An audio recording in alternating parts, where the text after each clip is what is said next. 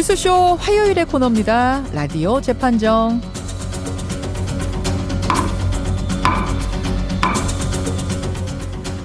우리 사회에 논란이 되고 있는 이슈나 인물을 저희가 스튜디오 재판정에 올려놓으면요, 여러분 들으시면서 판결을 내려주시는 코너죠. 오늘도 두 분 모셨어요. 백성문 변호사님 어서 오십시오. 네, 안녕하세요. 백성문입니다. 조으론 변호사님 어서 오십시오. 네, 안녕하세요. 조으론 변호사님 지난주에는 사실 임시 패널이었는데 아예 고정으로 확정이 되셨어요. 네, 감사합니다. 축하드립니다. 박수 한번 쳐야죠. 박수 쳐다. 각오한 말씀. 네, 열심히 해보겠습니다. 그리고 재판정인 만큼 한번 이겨보겠습니다. 네. 무섭네요. 백성문 변호사님 너무 제가 겁도 없이 말씀드렸나요? 파트너는 마음에 드십니까, 백 변호사님? 그럼요. 저는 뭐 어떤 분이 와도 항상 잘 맞춰서 하려고 하는데 또 이렇게 말씀도 잘하시고 논리적인 분이 앞에 계셔서 제가 살짝 긴장이 좀 되는 거 빼고는 괜찮습니다. 지금 왜 저를 보고 얘기를 하세요? 눈도 못 마주치시네요. 지금 쑥스러우세요? 좀? 아니요, 그 쑥스러운 건 아닌데 이제 좀 있어야 더 친해지잖아요. 저번 주는 임시였고 이제 이번 주부터니까. 고정입니다. 조으론 변호사, 백성문 변호사와 함께 시작하는 라디오 재판정. 여기까지는 화기애애하고 좋았는데 오늘 사실 재판정에 올릴 주제는 상당히 무거워요. 서울 강북의 한 아파트에서 벌어진 경비원 갑질 사건. 입주민의 반복되는 폭행과 협박에 견디다 못해서 경비원 최희석 씨가 스스로 목숨을 끊은 그런 사건인데요. 백 변호사님, 경찰에서 그 입주민에 대한 조사를 하고 있는데 폭행 혐의로 지금 뭐 어떤 입장인 거? 인정 안 하는 거? 아예 인정 안 하는 거예요? 네, 일단 그저께 조사를 받았어요. 오후 1시쯤 들어가서 밤 12시쯤 나왔으니까 한 11시간 정도 조사를 받았는데 아마도 뭐 고 최희석 씨의 음성 유서라는 표현도 많이 쓰는데요. 그것과 뭐 입주민들의 얘기, 그다음에 유가족들의 얘기 등을 종합해서 그때 정황 등을 이제 경찰이 어느 정도 정리를 했겠죠. 그걸 하나하나 물어봤던 것 같은데 일단 대부분의 혐의는 부인한 것으로 알려지고 있습니다. 뭐 당초에는 쌍방폭행이었다 이런 얘기가 있었는데, 그러니까 쌍방폭행 부분은 주장하지 않았다고 하고요. 일단은 이제 문제는 이제 그 최희석 씨의 코뼈가 골절된 부분을 누가 한 것이냐. 결국 그 부분이 이제 어찌 보면 조사의 중심이 됐던 것 같은데 그에 대해서 혐의를 부인했다고 하고 또 일부 언론 보도에서는 이거는 지금 입주민의 주장으로는 이건 고 최희석 씨가 스스로 그런 것이다. 스스로 그런 것이다. 그 가해자 입주민 그러니까 주장은 그거예요. 일부 언론의 그 내용인데요. 그러니까 이거는 실제로 수사기관에 들어가서 그렇게 얘기했는지는 저희가 정확하게 알 수 없지만 뭐 언론 보도에서는 스스로 그런 것이다라는 취지의 주장을 하고 있다. 스스로 자기 코뼈를 부러뜨리는 사람도 있어요? 그건 좀 이해가 안 되죠. 가해자는 어쨌든 수사기관에서 그렇게 얘기한 것으로 부인을 지금 했다면 그거밖에 없죠. 보도가 사실. 되고 있다.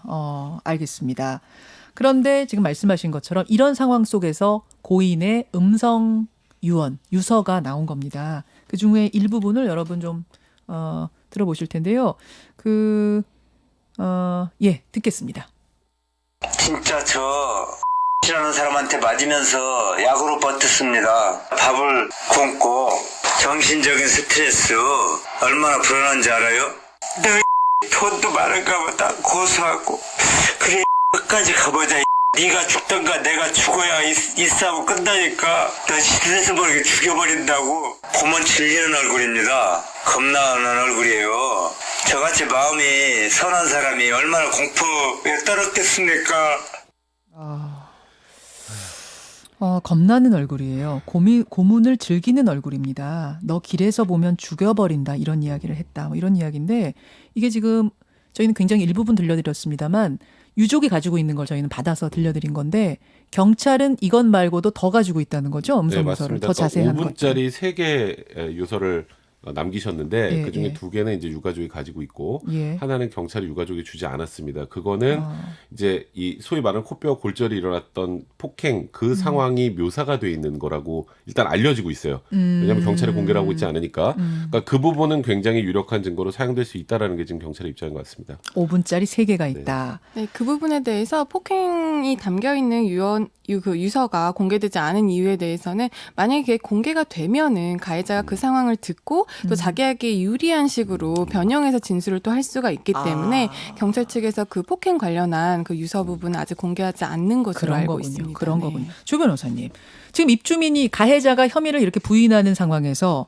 음성 유서가 결정적인 증거로 쓰일 수 있어요, 법적으로? 네, 일단 쓰일 수가 있다고 봐야 됩니다. 왜냐하면은 일단 그 피해자분이 이미 사망을 하셨잖아요. 예. 그러면은 이 사건이 이미 고소가 들어간 상황에서 피해자를 소환해서 진술을 이렇게 받을 방법이 없어요. 없죠. 그렇기 때문에 뭐 주변인들의 진술이나 뭐 CCTV나 다른 증거들로 그런 고소 사실을 입증을 해야 되는데 이 음성 유서와 같은 것들도 이제 피해자의 진술이 들어있는 부분이니까 충분히 증거 능력이 인정이 되고 또한 증명력까지 현재 법원의 그런 입장에서는 인정을 하고 있습니다. 그 내용이 자세해야 된다든지 뭐 이런 조건이 있어요? 물론 일단 가해자가 어떤 구체적인 상황이 있었는지에 대한 구체적인 진술이 있어야 좀 더 그런 증명력이 강화가 되긴 하겠지만 일단 이 유서만 들어본다고 해도 일단 가해자가 분명히 누군가 있었고 그 사람한테 맞았다. 얼마나 불안했는지 아느냐. 이런 내용들이 있기 때문에 충분히 어느 정도의 그 상황들을 그러니까 짐작할 수 있는 정황 증거로서는 꼭 역할을 할 수 있다고 역할을 봅니다. 할 수 있을 것이다. 자, 이 사건 관련해서 지금 말씀드린 이 부분 외에도 법적인 쟁점들이 여러 가지가 떠오르고 있습니다. 하나하나 좀 짚어보죠. 제가 먼저 정리해드릴게요, 여러분. 첫째, 폭행죄 정도가 아니라 살인미수죄는 적용 못하는가? 이 가해자가 한 짓은 저희가 지난번에 그 형님, 그러니까 고 최희석 씨 형님을 통한 인터뷰를 여러분께 자세히 알려드렸다시피 진짜 끔찍해요. 네. 예, CCTV 없는 거 확인한 다음에 그 경비원 쓰시는 화장실에 가서 거기서 폭행 끌고 나오면서 너는 변기에 소변 볼 자격도 없어 바지에 싸 이런 폭언 뭐 이런 식이었는데 그 모욕을 견디다 못해 스스로 목숨을 끊은 거라면 살인미수죄 적용은 안 되겠는가? 이게 첫 번째. 두 번째는 경비 업무를 하다가 벌어진 일. 처음에 이제 시비가 붙은 게 차를 밀다가 벌어진 거잖아요. 주차 정리하다가. 그렇죠. 그렇다면 이건 산재, 산업재해로 인정이 안 되는가? 이 부분. 세 번째. 경비원이 소속된 회사가 있을 거 아닙니까? 그렇죠. 업체가 있을 거 아니에요. 거기에다가 손해배상 청구는 할 수 없는가? 이것도 쟁점이더라고요. 자, 여러분 어떻게 생각하시는지는 오늘은 뭐 찬반을 나눠서 받진 않겠습니다. 여러분의 의견을 자유롭게 보내주세요. 50원에 단문 100원의 장문 유료 문자 샵 1212 레인보우 유튜브 라이브까지 열어놓고 의견 자유롭게도 질문도 보내주시면 되겠습니다. 첫 번째 질문. 살인미수죄 적용 되는가 안 되는가? 백 변호사님. 결론적으로 어렵습니다. 이거 그냥 제가 결론을 먼저 말씀드리는 게 나을 것 같은데 너무 아마 단호하게 말씀하시는 거 많은 아니에요? 청취자분들은 당연히 적용해야지라고 생각하실 것 같아요. 예. 그런데 우리가 이제 기존에 있었던 여러 가지 사건들을 봤을 때 예. 뭐 괴롭힘을 당하고 그 이후에 극단적인 선택을 했거나 성폭행을 당하고 그 이후에 극단적인 선택을 한 경우 이 사망과 아까 말한 괴롭힘, 성폭행과의 인과관계는 인정을 하지 않습니다. 이거는 어찌 보면 고 최석 씨가 스스로 한 것이기 때문에 그러니까 모든 사람이 그렇게 한다면 모르겠습니다만 예. 이런 괴롭힘 이후에 이렇게 극단적인 선택을 한 것까지 인과관계를 인정해 주진 않아요. 법에서.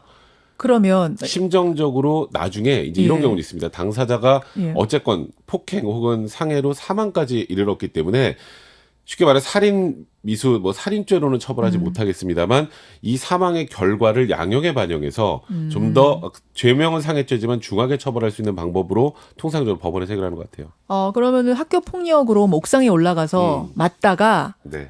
그냥 그 모욕을 참지 못하고 바로 거기서 몸을 던지는 이런 경우 거기서 있잖아요. 이제 그걸 피하는 과정에서 만약에 극단적인 선택을 했다면 예. 그런 경우는 인과관계를 인정해 주는 경우가 좀 있어요. 있지만 이건 시간상의 간격도 워낙 크고요.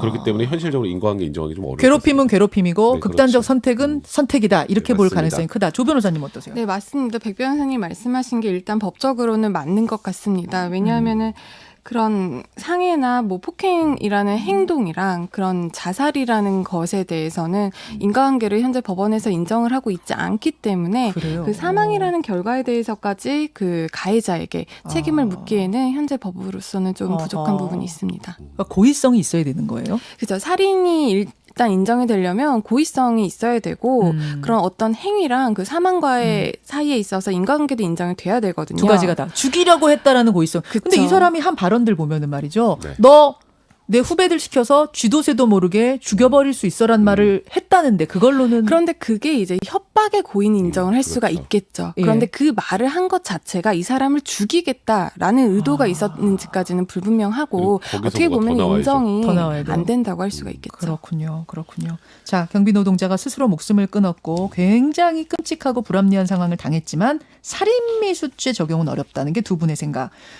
자살교사 방조죄라는 것도 있잖아요. 우리 네. 헌법에 보면. 그건 안 돼요? 그건 더 안 되죠. 더 안 돼요? 네, 이거는 교사라는 건 그런 쉽게 말해서 극단적인 선택할 생각이 전혀 없는 사람을 극단적인 선택을 하게 만들어주는 건데, 근데 그건 그 극단적인 선택을 할 수 있도록 유도를 해야 되는 거거든요. 이렇게 막 협박하는 과정에 스스로 한 게 아니라 자살 교사는 안 되고 또 옆에서 방조한 건 또 아니기 때문에 현실적으로 자살교사 방조죄도 성립하기 좀 어렵습니다. 성립하기 어렵고. 알겠습니다. 그러면 지금 말씀을 종합해 보면은 이 가해자한테 적용할 수 있는 혐의라는 거는 폭행, 상해, 협박? 협박. 네. 또 업무방해도 네. 될 수가 있을 것 업무방해. 같고요. 또 진단서를 가지고 뭐 2천만 원 내놔라라는 식으로 했기 공갈 때문에 공갈 미숙도 될 것 같고 또 화장실에 가둬놓고 폭행을 했기 때문에 감금죄도 되지 않을까 그렇게 생각을 하고 있습니다. 이 정도면 처벌을 어느 정도 받아요? 통상? 통상적으로는 원래 그 만약에 그 최희석 씨가 극단적인 선택을 하지 않았다면 예. 중형 선고되기는 좀 어려운 사안인데요. 예. 근데 이제 결과 자체가 너무 중한 결과가 발생한 상황이고 일단 이 혐의가 인정된다는 전제로 말씀드리겠습니다. 왜냐하면 입주민은 지금까지 혐의를 부인하고 있는 상황이기 때문에 가해를 부인하고 있어요. 이게 다 인정되고 만약에 이제 법원에서 선고가 내려진다면 이 입주민의 부인도 양형이 불리하게 작용이 될 거고요. 최희석 씨의 사망의 결과도 불리하게 작용될 가능성이 많기 때문에 실형 선고가 굉장히 가능한 상황이 아닌가 싶습니다. 무겁게 실형 선고는 내려질 수 있을 것이다. 자, 첫 번째 쟁점에 대한 결론은 살인미수죄 적용은 어렵다. 폭행, 협박, 네. 또 아까 뭐든 감금, 네, 뭐 상해, 상해 뭐 이런 공갈 것들을 미수, 다 공갈 넣을 미수, 수는 네. 있지만 살인미수죄는 어렵다라는 말씀. 자, 두 번째로 가겠습니다. 이 사건에 대해서 산재 승인이 가능할 것인가? 이건 어떻게 보세요? 일단 원칙론으로 말씀드리면요. 고의로 자해를 하거나 고의로 발생한 사망은 업무상재해로 보지 않습니다. 그러니까 극단적인 선택을 하는 경우에는 원칙적으로 산업재해가 안 되는데 예외적으로 인정을 해주는 경우가 있긴 해요. 그래요. 그러니까 업무상 받는 극심한 스트레스나 주변의 괴롭힘을 통해서 네. 스스로 극단적인 선택을 하는 경우 예외적으로 인정을 해줬던 케이스가 한번 있는데 그 케이스가 이번 사건과 굉장히 유사합니다. 어떻게 네, 됐던 케이스예요? 2014년에 있었던 강남의 한 아파트에서 네. 주민의 지속적인 괴롭힘 때문에 극단적인 선택을 했던 경비원에게 산재가 인정이 된 적이 있어요. 굉장히 유사하네요. 네, 정말. 그렇죠. 이제 그걸 기초로 해서 본다면 아까 제가 말씀드렸던 원칙을 벗어나서 이건 인과관계를 그러니까 사망한 결과에 대한 괴롭힘과 인과관계를 인정을 해서 이제 업무상재로 인정을 해줄 가능성이 높지 않을까. 아직 이게 좀 일반론적인 생각인 것 원래는 같아요. 산업재해보상법, 보상보험법 37조에 보면 근로자의 고의나 자해로 발생한 사망은 업무상재해가 아니다. 네, 고의나 자해로 발생한. 네. 그럼 이번 경우는 어쨌든 극단적인 선택, 스스로 선택한 그렇죠. 거니까 자해에 해당할 수 있을 것 같은데. 네, 맞습니다. 그런데 그 조항 밑에 쪽에 보면요. 네. 이제 고의나 자해로 발생한 사망에 대해서는 책임이 없다라고 규정이 되어 있지만 그러나 업무상의 사유로 발생한 정신 이상 상태에서 근로자가 그런 자해나 아하. 극단적인 선택을 한 것이라면 이 경우에는 그러니까 상당 인과관계를 인정을 할 수 있다라고 법조문에 명시가 되어 있습니다. 그렇기 때문에 이 조문을 근거로 산재로 볼 수가 있다는 입장이죠. 그렇군요. 네. 두 분 다 그 부분에 대해서 동의하시는 거예요. 네, 저 동의하고 이 정도 있습니다. 자해는 인과관계가 충분히 입증되는 자해다. 그렇군요. 그 비슷한 사례도 지금 말씀을 해주셨고, 뭐 이 부분은 그러면 두 분의 이견이 없어요. 확실하고 세 번째로 넘어가 보겠습니다. 세 번째, 이게 산업재해라면 경비원들을 관리하는 회사도 어느 정도 책임을 져야 되는 것 아니냐. 손해배상 여부. 네. 이건 어때요?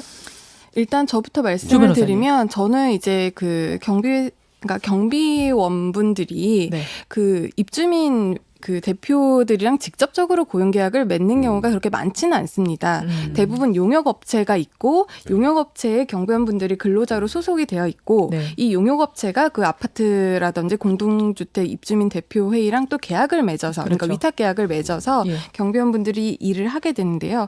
그렇게 보면은 법적으로는 그 경비원들의 사업주는 그 용역 회사입니다. 그럼 용역 회사는 네. 이제 법에서도 그렇지만 그 노동자를 관리하는 회사에 있어서는 사업주가 그 노동자들을 보호해야 할 의무가 있습니다.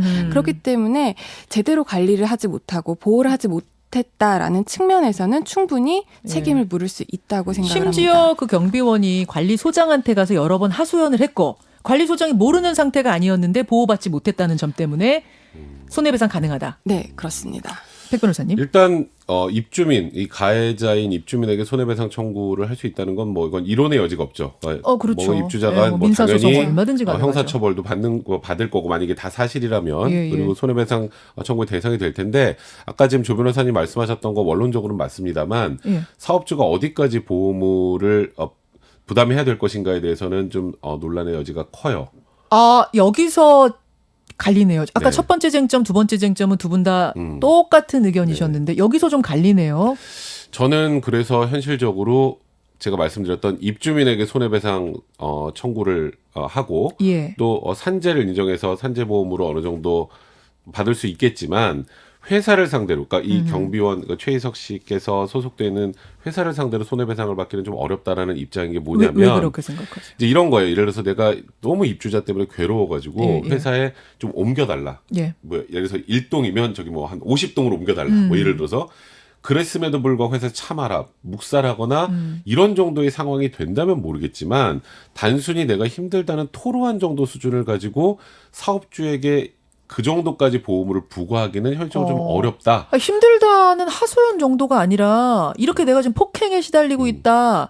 나를 보호해달 적극적으로 이 정도면 얘기한 거 아니에요? 그러니까 사실 그 안에서 그 정도 얘기를 듣고 그걸 참아라라고 한 것보다는 예. 그러니까 그 안에서 그냥 어느 정도 견디라고 한 그 취지 정도인데 적극적으로 이 고 최희석 씨께서 나 그냥 여기 말고요. 예. 아예 다른 아파트로 좀 옮겨주세요. 예. 근데 그럼에도 불구하고 묵살을 했다면 사업주의 보호무가 좀 인정되겠지만 예. 단순히 괴로움 힘들다는 토로 정도를 가지고 이걸 전부 다 보호해주는 건 현실적으로 좀 어렵다라는 게 사실 많은 변호사들의 생각이고요. 조금 더 구체적인 요구가 있었는데 그게 네. 묵살당했다라는 증거가 있어야 된다. 그래서 지금 조 법적으로는. 변호사님의 말씀하셨던 것에 동조하시는 변호사분도 꽤 많은 것 같고요. 또 제가 말씀드렸던 이 보호물을 어디까지 인정할 것인가. 직접 가해자가 예, 있는데 그러니까 직접 가해자가 없는 상황도 아니잖아요. 직접 가해자가 있죠. 있는 상황이라면 가해자가 있음에도 불구하고 회사의 보호물까지 넓히는 예. 게 과연 옳은가? 이에 대해서는 좀 이론이 있는 상황입니다. 조 변호사님. 네, 그런 이제 앞서 말씀하셨던 그 6년 전에 강남의 모 아파트에서 이런 그러니까 경비원이 분신에 이르기까지 극단적인 있었어요. 선택을 한 사건이 있었는데 이 상황에 있어서도 법원이 그 관리 회사에게 그 사업주로서의 그 근로자를 뭐 보호해야 할 의무를 인정을 해서 위자료 2,500만 원을 인정을 한 그 판례가 있었거든요. 그거는 물론 이제 백 변호사님께서 말씀하신 것처럼 당시에 경비원분이 회사에 찾아가서 고충을 토로하고 근무지도 좀 변경을 해달라라고 했지만 아까 말씀하신 대로 그 요청을 묵살을 했고 그렇기 때문에 그 법원에서는 회사에게도 책임이 있다라고 판결을 했습니다. 그런데 이번 사건도 과연 그런 부분이 아예 없었느냐? 이거를 뭐 가해자랑 그러니까 가해 입주민이랑 그리고 그 피해자 간의 일반인 간의 그 두 사람만의 문제로 볼 것이냐. 이게 지금 그 폭행 사건이 하루에 그친 것이 아니거든요.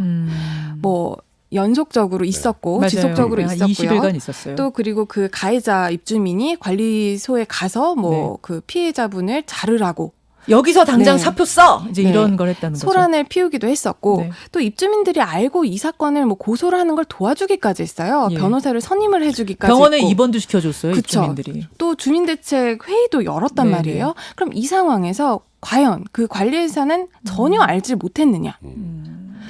적극 더 어떤 조치를 취할 수 있을 만한 여지가 없었겠느냐.